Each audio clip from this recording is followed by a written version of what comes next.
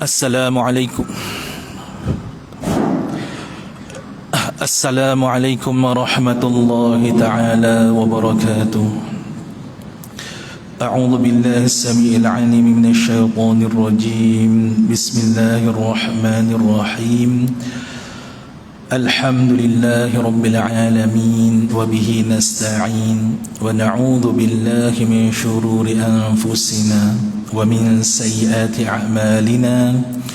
Man yahdihillahu fala mudilla lahu wa man yudlilhu fala hadiya lahu.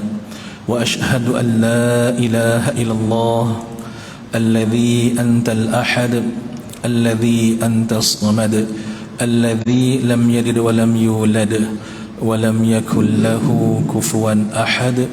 Wa ashhadu anna Muhammadan abduhu wa rasuluh la nabiyya ba'dah. Subhanaka la ilma lana illa ma 'allamtana innaka antal alimul hakim. Amma ba'd. Qala Allah ta'ala fil kitabil aziz ba'da a'udzu billahi minasy syaithanir rajim. Bismillahirrahmanirrahim. Syahrul Ramadan alladzi unzila fihi al-Qur'an hudan lin-nasi wa bayyinatin minal huda wal furqan. Shadaqallahul 'azim. Qala an-nabi sallallahu alaihi wasallam unzilat suhuf Ibrahim awwal laytin min syahri Ramadan wa unzilatit Tauratu lisittin madayna min Ramadana wa unzila al-Injilu li 13 madat min Ramadana wa unzila az-Zaburu li 18 khalat min Ramadana wa unzila Furqanu li 24 khalat min Ramadana atau kama qala. Bismillahirrahmanirrahim.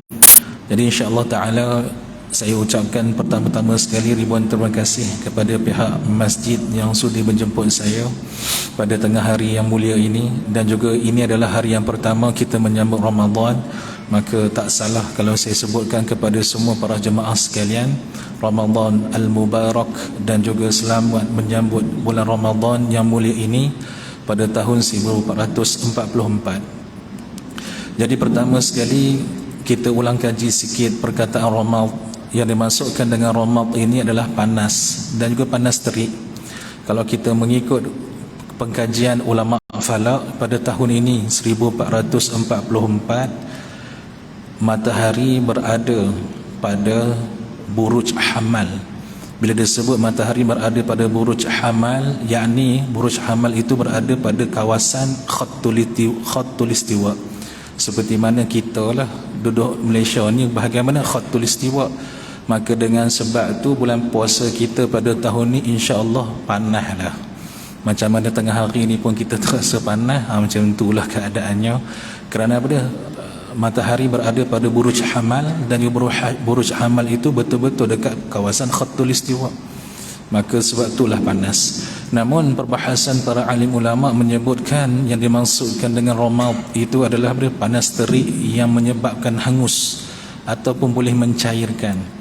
Maka para alim ulama menyebutkan pada bulan ini, yakni dalam bulan Ramadan ini, Allah Subhanahu wa taala nak mencairkan akan segala dosa-dosa kita, dan juga Allah Subhanahu wa taala nak mencairkan segala perkara maksiat yang kita lakukan di dalam bulan Ramadan.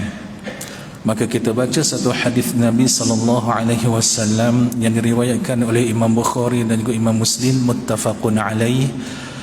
Apabila Nabi SAW sebutkan, idza dakhala Ramadhanu futihat abwabul jannah wa ghulliqat abwabun nar wa suffidatis syayatin. Yakni apabila masuk saja bulan Ramadan, maka dibukakan pintu-pintu syurga dan juga ditutupkan segala pintu-pintu neraka, dan juga dibelenggu syaitan-syaitan.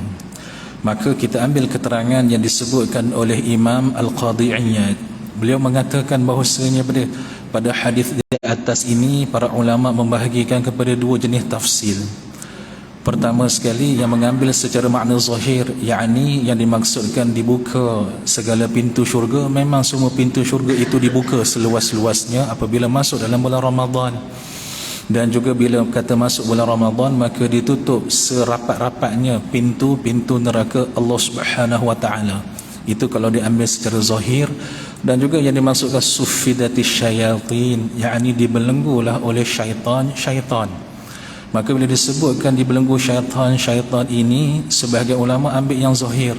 Maksudnya apa dia? Semua setan kena belenggu, kena ikat. Namun tuan-tuan hadirin hadirat yang dirahmati Allah sekalian, pernah tak kita dengar dalam bulan Ramadan ada orang kena rasuk jin?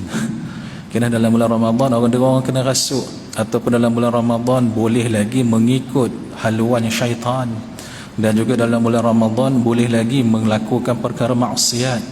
Maka dengan sebab itu kita ambil sedikit takwilan yang disebutkan oleh para alim ulama, antaranya yang disebutkan oleh Imam Ibnu Battal. Imam Ibnu Battal beliau menyebutkan bahawasanya yang dimaksudkan di sini dimaksudkan dengan secara takwilan, yakni apa dia? Yang dimaksudkan buka pintu syurga dengan seluas-luasnya, yakni rahmat dan juga pengampunan di sisi Allah Subhanahu wa taala itu sangat-sangat luas. Dan juga bila kata rahmat dan juga pengampunan di sisi Allah taala sangat-sangat luas, maka memudahkan mana-mana manusia nak masuk ke dalam syurga Allah taala. Manakala pintu neraka ditutup, maksudnya apa dia?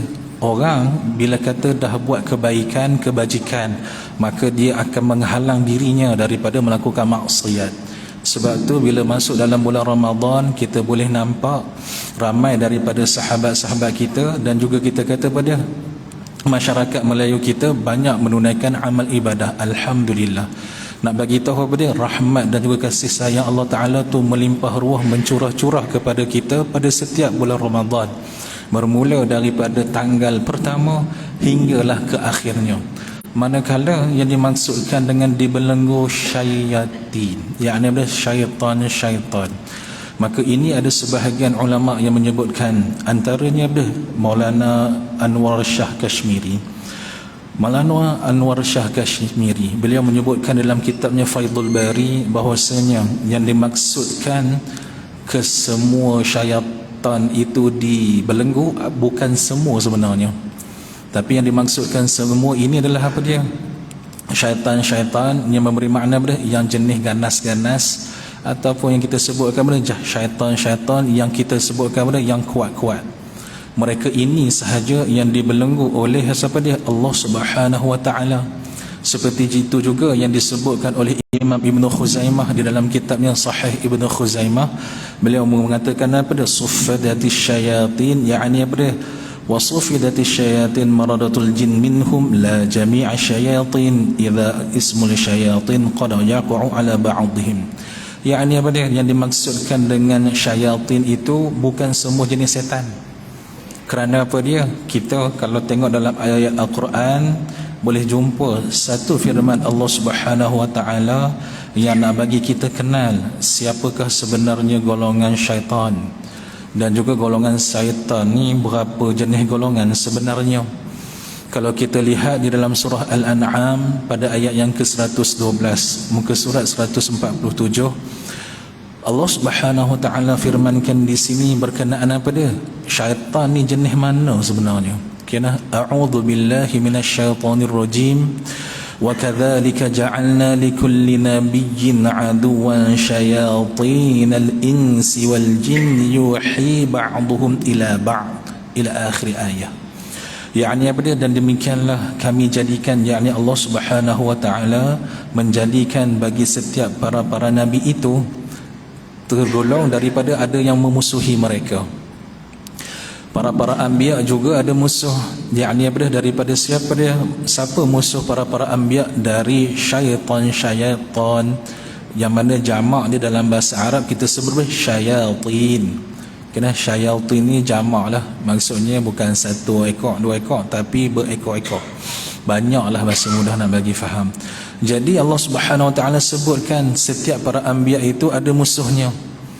yakni daripada kalangan siapa? Syaitan-syaitan. Jadi kalau kata para anbiya itu sendiri ada musuh daripada golongan syaitan, maka kita ni sampai ke tahap para nabi, kita tak sampai tahap nabi ni, maka kita bawah lagi daripada para nabi. Maka kalau kata Allah Subhanahu Wa Taala dah firmankan bahawasanya para nabi juga ada musuh, yakni daripada golongan syaitan, kita terlebih-lebih lagi lah kena apa dia? Kena bersiap sedia dan juga terlebih-lebih lagi mempunyai musuh daripada golongan syaitan. Siapa dia ni yang kita duk sebut syaitan-syaitan ni? Biasanya kalau kita duk dengar sebutan syaitan ni, yang dalam kepala kita, dalam akal kita, golongan jin je lah. Adakah benar ayat ini? Nanti dulu kita lihat terlebih dahulu apa yang difirmankan oleh Allah Subhanahu Wa Taala. Sambung lagi ayat dekat belakang. Apa dia Allah Taala sambung? Syayatinal insi wal jin, yakni apa dia? Golongan-golongan syaitan, yang mana mereka itu adalah apa dia? Daripada golongan manusia dan juga jin. Jadi bila sebut syaitan ni kena faham, bukannya semua daripada golongan jin, namun ada sebahagiannya dari golongan siapa dia? Manusia. Yang bila mana manusia itu mengajak seseorang untuk melakukan perkara maksiat, mendustakan kalimah Allah, dan juga mereka itu memperdayakan kita dengan mengucapkan kalimah-kalimah indah untuk menghalang kita melakukan amal salih dan juga amal ibadah, maka itulah dia golongan syaitan daripada manusia juga. Ini juga disebutkan oleh Imam Ibn Kathir di dalam kitabnya Tafsir Al-Quranil Azim pada perbahasan ataupun kita kata pada tafsiran ta'awudz. Dalam ta'awudz Imam Ibn Kathir awal-awal lagi dah sebut dah bahawasanya apa dia? Syaitan bukanlah daripada golongan jin sahaja, tapi syaitan juga daripada golongan siapa dia? Manusia. Maka yang dimaksudkan di sini wasusfidatis syayatin adalah apa dia? Jin-jin yang ganas-ganas dan juga jin-jin yang hebat-hebat, yang kuat-kuat. Yang ini sahaja yang dibelenggu oleh Allah Subhanahu Wa Taala, manakala yang lainnya masih terlepas. Ada sebahagian yang menyebutkan bahawasanya yang dibelenggu oleh Allah Subhanahu Wa Taala itu adalah golongan syaitan yang kita tak nampak, yakni daripada golongan jin sahaja. Manakala syaitan daripada golongan manusia, ketika mana rahmat Allah Ta'ala melimpah ruah tetapi tidak diindahkan oleh mereka, mereka masih lagi melakukan maksiat, maka sebutan syaitan itu berlangsung kepada mereka. Dan juga mereka ini masih lagi boleh apa dia? Membawa dan juga mengajak manusia untuk melakukan perkara maksiat mungkar di dalam bulan Ramadan ini. Dan juga satu lagi makna yang disebutkan di sini adalah apa dia? Bila disebutkan dibelenggu syaitan, maksudnya apa dia? Yang ganas-ganas tu dah kena ikat, dah kena belenggu. Manakala yang tinggal yang lemah-lemah, maka yang lemah-lemah inilah masih lagi mampu untuk apa dia? Mengganggu-gugat dan juga memperdayakan kita, yakni umat Islam di dalam bulan Ramadan. Namun perlu kita ketahui bahawasanya apa dia?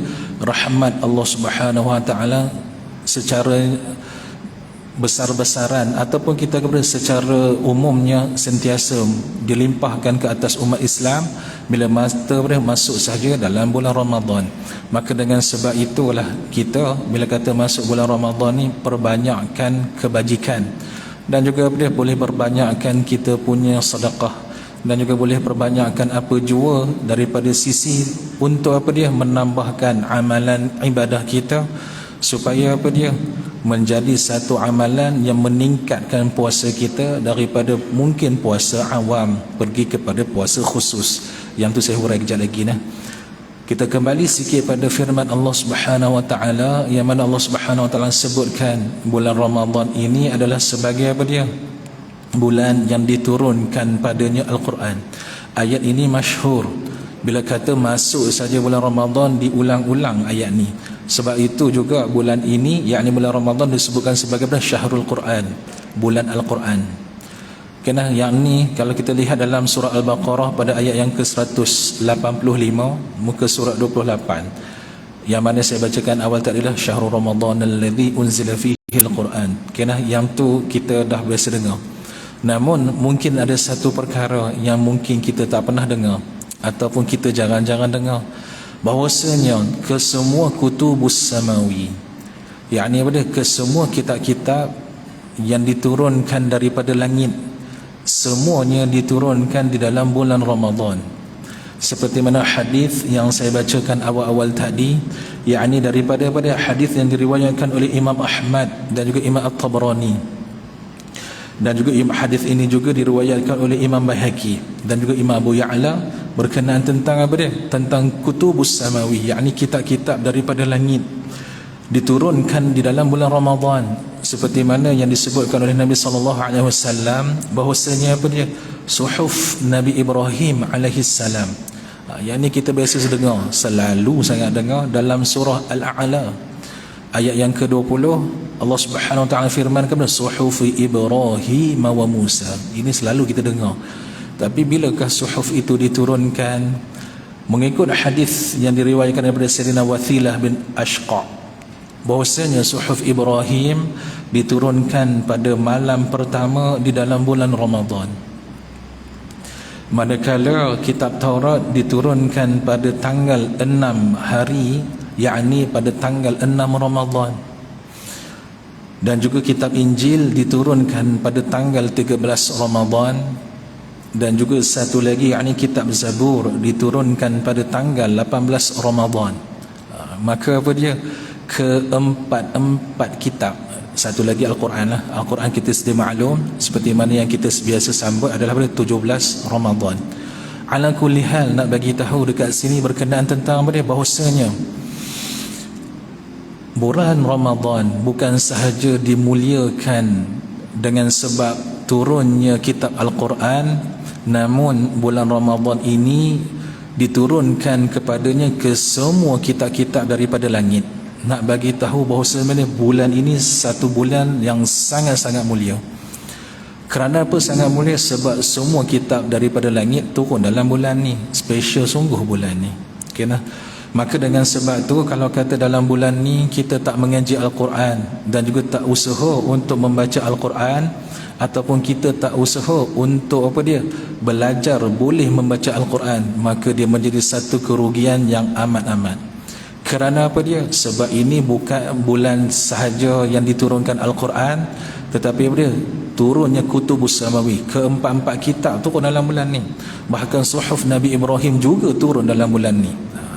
Maka satu lagi penghuraian yang kita perlu fahami, bahawasanya apa dia, kitab-kitab yang diturunkan dalam bulan Ramadan ini dia ada kemuliaannya. Manakala kalau kita lihat berkenaan tentang kitab Al-Quran, dia adalah kitab yang paling agung, yang paling dijaga oleh Allah Subhanahu wa taala. Turunnya dalam apa dia? Turunnya di dalam bulan Ramadan. Kenapa bulan Ramadan ini diturunkan ataupun dipilih? Kerana inilah sebaik-baik bulan berbanding dengan bulan-bulan yang lain. Sebab tu pernah satu kali Sayyidina Anas radhiyallahu an dia bertanyakan kepada Nabi sallallahu alaihi wasallam, selain daripada puasa dalam bulan Ramadan, kena dia pun tanya siap-siap dah soalan, selain daripada puasa bulan Ramadan, puasa mana yang paling afdal? Maka Nabi SAW sebut dia puasa bulan Sya'ban. Yang mana Nabi SAW kata dia, kenapa puasa bulan Sya'ban ni afdal? Sebab apa dia? Sebab nak mengagungkan dan juga nak membesarkan bulan Ramadan. Special sungguh bulan Ramadan. Jadi apa dia, bulan Ramadan adalah satu bulan yang sangat-sangat mulia, yang mana kita tahu Al-Quran pula kitab yang paling mulia berbanding dengan kutubus samawi yang lain-lain. Dan juga apa dia, turunnya daripada siapa dia? Allah Subhanahu wa taala. Dan kemudiannya makhluk yang menerimanya siapa dia? Nabi Muhammad sallallahu alaihi wasallam, yakni Nabi yang paling mulia dan juga pada manusia yang paling agung. Manakala yang membawa wahyunya itu adalah siapa dia? Malaikat yang paling mulia, dan juga disebut sebagai apa dia? Ketua para malaikat, yakni malaikat Jibril alaihi salam. Dan juga perlu kita ketahui tempat yang paling mulia atas muka bumi ini kat mana? Di manakah diturunkan Al-Quran pada awal-awalnya? Diturunkan di Mekah. maka itulah tempat yang paling mulia dan juga tempat yang paling diagungkan dan juga tempat yang paling Nabi sayang sekali. Kerana tu tempat yang paling mulia, sebab tu turunnya Al-Quran ini semuanya dengan keadaan yang paling mulia, kalam Allah yang nombor satu, dan kemudiannya apa dia, kitab yang nombor satu, turunnya pada bulan yang nombor satu, malaikat yang membawanya juga malaikat yang nombor satu, tempat yang diturunkan juga tempat yang nombor satu, dan juga kepada manusia. Siapakah dia tu? Nabi Muhammad SAW adalah apa dia? Nabi yang nombor satu dan juga akhir sekali. Al-Quran ini diwariskan kepada siapa? Al-Quran tak lain dan juga tak bukan diwariskan kepada satu umat, yang mana umat ni dia sangat-sangat special. Kenapa saya sebutkan umat ni sangat special? Sebab umat ni dia yang paling last sekali, namun dekat akhirat kelak dialah paling awal sekali masuk dalam syurga. Siapa dia ni? Umat mana ni? Umat Nabi Muhammad sallallahu alaihi wasallam. Perlu kita ketahui di akhirat kelak, maka yang akan mula-mula sekali dihisab adalah golongan para anbiya dan kemudian para siddiqin dan sebagainya. Bila kata masuk kepada bahagian umat, bukanlah umat Nabi Adam AS yang pertama-tama sekali akan dihisab dan juga dimasukkan ke dalam syurga, tetapi adalah siapa dia? Umat Nabi Muhammad sallallahu alaihi wasallam. Namun begitu, perlulah kita ketahui bahawasanya apa dia? Nak jadi umat yang terbaik, umat yang paling mulia, kena jaga apa dia? Jagalah amal ibadah kita. Saya nak akhir kat sini dengan satu hadis Nabi sallallahu alaihi wasallam supaya menjadi pedoman kepada kita di dalam bulan Ramadan ini, berkenaan apa? Dua benda, puasa dan juga Al-Quran, seperti mana yang saya huraikan daripada awal. Berkenaan tentang satu hadis yang diriwayatkan oleh Imam Ibn Khuzaimah dalam kitab sahihnya, beliau mengatakan apa dia? Berkenaan tentang puasa. Minta maaf, bukan hadis yang diriwayatkan oleh Imam Ibn Khuzaimah, tapi hadis yang diriwayatkan oleh Imam Ahmad. Satu hadis yang diriwayatkan oleh Imam Ahmad berkenaan tentang puasa dan juga Al-Quran. Nabi SAW bersabda, "As-siyamu wal-Quranu yushfa'ani lil-'abdi yawmal qiyamati yaqulu lis-siyamu ay rabbi mana'atuhu at-ta'ama wash-shahawati bin-nahari fashaffi'ni fihi." ويقول القرآن منعته النوم بالليل فشفعني فيه قال فيشفعان. Yani apa dia? Pada hari kiamat kelak, maka datang dua perkara ini nak minta pada Allah Ta'ala nak memberikan syafaat kepada kita. Apa dia dua perkara tersebut? Pertamanya adalah puasa, dan yang keduanya adalah Quran. Dua-dua ni hubung kait kuat-kuat, dan juga kedua-dua ni dapat memberikan syafaat kepada tuannya. Apa dia puasa tersebut ataupun puasa meminta kepada Allah Subhanahu wa taala pada hari kiamat kelak? Berkatalah puasa datang bertemu dengan Allah Subhanahu wa taala menyebutkan, "Wahai Rabb, aku telah menahannya daripada makan dan juga aku telah menahannya daripada bersifat syahwat pada siang hari. Maka izinkanlah aku memberi syafaat kepadanya." Dan juga datang pula Al-Quran, yang mana kita duk mengaji membaca di dalam bulan Ramadan, tapi jangan baca bulan Ramadan saja, nah, baca Quran setiap hari. Cuma bila masuk bulan Ramadan kita lebih-lebihkan lagi bacaannya. Maka datang Al-Quran pula berkata kepada Allah Subhanahu wa taala, "Wahai Tuhanku, aku telah menahannya daripada tidur di malam hari, maka izinkanlah aku memberi syafaat kepadanya." Maka Allah Subhanahu wa taala berfirman kepada kedua-duanya, apa dia? "Berilah syafaat kepada orang yang melakukannya." Berdasarkan hadis ini, maka Imam Haythami, Al-Hafiz Haythami menyebutkan bahawasanya perawi ini adalah sahih, dan juga hadis ini termasuk dalam hadis sahih. Begitu juga Imam Suyuti menyebutkan dalam kitab Jami' As-Saghir pun kata hadis ini sahih. Jadi nak bagi tahu pada hadis yang sahih ini apa dia? Dua benda. Kita hari ini alhamdulillah dah puasa, dan juga kita pada hari ini hari pertama puasa, maka kita ada 29 hari lagi ataupun 28 hari lagi untuk berpuasa. Teruskan momentum kita untuk meneruskan amal ibadah dan juga apa dia? Meningkatkan amal ibadah kita. Dan yang keduanya adalah apa dia? Jangan sesekali lupa baca Al-Quran di dalam bulan Ramadan. Tak dapat baca sikit, baca banyak. Dapat baca banyak, baca lagi banyak. Supaya apa dia? Al-Quran tak lupa akan tuannya, ataupun Al-Quran tidak lupa kepada para pembacanya, yang mana hari kiamat kelak syafaat mereka berdua ni, yakni puasa dan juga Al-Quran ini takkan ditolak oleh Allah Subhanahu Wa Taala. Maka dengan sebab tu puasa kita jangan jadi puasa orang awam. Tak maaf nah, puasa orang awam ni sekadar menahan diri daripada lapar dan juga dahaga dan juga perkara yang membatalkan puasa sahaja. Kita naik sikit kepada puasa khusus, yakni dia puasa yang menjaga kesemua panca indera kita daripada melakukan perkara maksiat dan juga perkara-perkara yang mungkar. Kalau boleh naik peringkat yang ketiga, lebih baik dan juga lebih bagus, yakni puasa khususul khusus. Yakni apa dia? Puasa bukan sekadar menahan diri daripada lapar dahaga dan juga menjaga diri kita daripada segala panca indera, yakni mata, telinga, mulut dan sebagainya, tetapi naik pada peringkat yang tertinggi, menjaga hati kita juga. Nak jaga hati ni satu benda yang amat rumit dan juga susah. Yakni boleh sentiasa memupuk diri kita dan juga boleh sentiasa menasihatkan diri kita daripada boleh melakukan perkara-perkara maksiat dan juga boleh memikir akan keburukan umat Islam. Ni paling payah ni sebenarnya.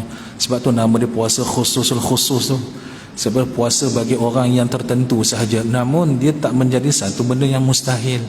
Kalau kita sering-sering memikirkan kebaikan sesama manusia dan juga kita banyak membaca Al-Quran dan juga kita banyakkan ibadah untuk memperbetulkan diri kita, insya-Allah Allah akan bantu tunjukkan kita jalan yang baik, dan juga Allah Ta'ala akan memberikan kebaikan kepada kita semua, terutama sekali pada puasa tahun ini. InsyaAllah Ta'ala kita niat untuk terus istiqamah dalam melakukan apa juga kebaikan, bukan saja istiqamah tapi makin bertambah, insyaAllah. Jadi insyaAllah saya sudahi sampai sini saja dahulu. Moga-moga apa yang disampaikan bermanfaat dan juga kita dapat ambil istifadah bersama. Saya sudahi dengan wabillahi taufiq wal hidayah, dan juga kita tutup dengan tasbih kifarah dan juga surah Al-As. Subhanallah wa bihamdih, subhanakallahumma wa bihamdika, ashhadu an la ilaha illa anta, astaghfiruka wa atubu ilaih. Bismillahirrahmanirrahim. Wal 'asr innal insana lafi khusr illa alladhina amanu wa 'amilus salihati wa tawasaw bil haqqi wa tawasaw bis sabr. Amin amin rabbal alamin. Assalamu alaikum warahmatullahi taala wabarakatuh.